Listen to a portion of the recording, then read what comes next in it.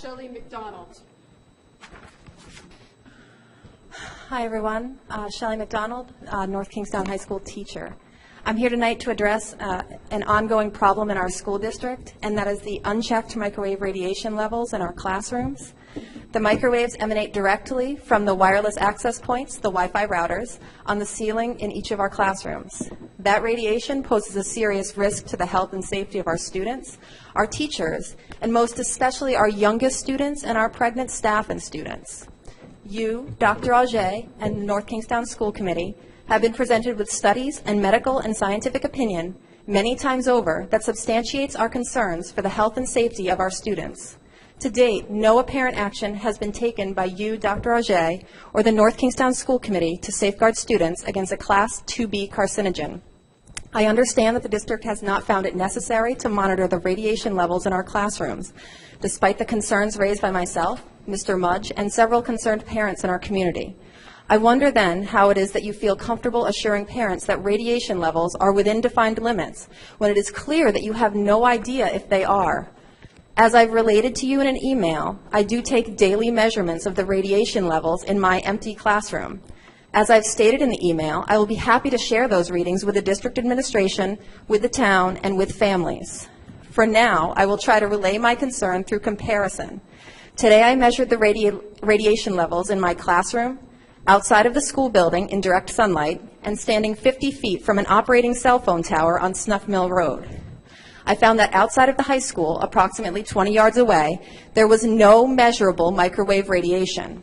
I did find that a student who sits in my classroom is exposed to 3 to 7 times more radiation during a given amount of time as they would be standing 50 feet from a cell tower for that same period of time.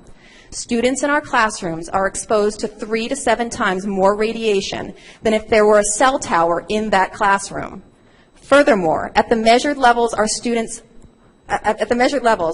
are not only at heightened risk for cancers, but they may and possibly are experiencing migraines, dizziness, fatigue, anxiety, bleeding of the blood-brain barrier, heartbeat irregularities, poor concentration and memory, and elevated histamine response.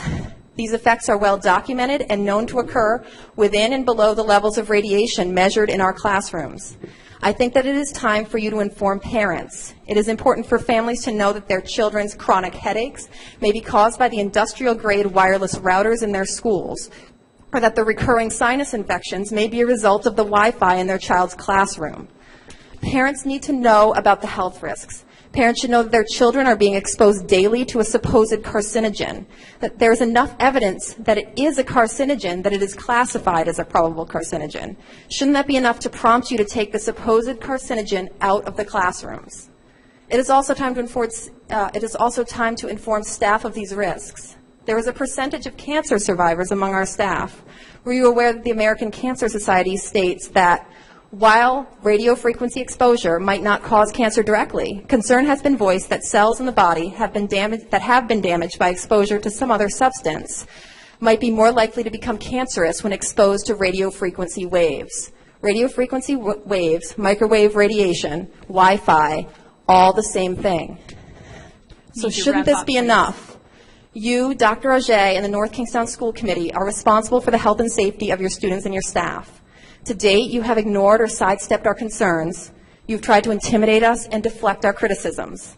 I understand that to entertain the notion that you made an underinformed decision that potentially risks children's lives may leave a bad taste in your mouth. However, I want to know that I intend to continue to raise awareness in our community and of this committee because I have serious concerns for the health and well-being of my students and my colleagues. To date, you have refused to address these concerns.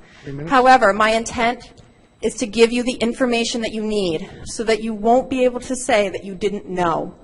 Are there any questions? Thank you. No, we're not. This is citizens' comments. It's the citizens' time to comment and our time to listen. Thank you, Mrs. McDonald. I think that's not correct with our school department policy. It is what we've been doing. No, I don't care. It is Our school department policy says that I can ask a question. You may ask. Again, as unethical as you are, you don't follow the rules. Thank you, Mr. Mudge. Thank you, Mrs. McDonald. Thank you very much. Thank you, Mr. Mudge. Denny Towers.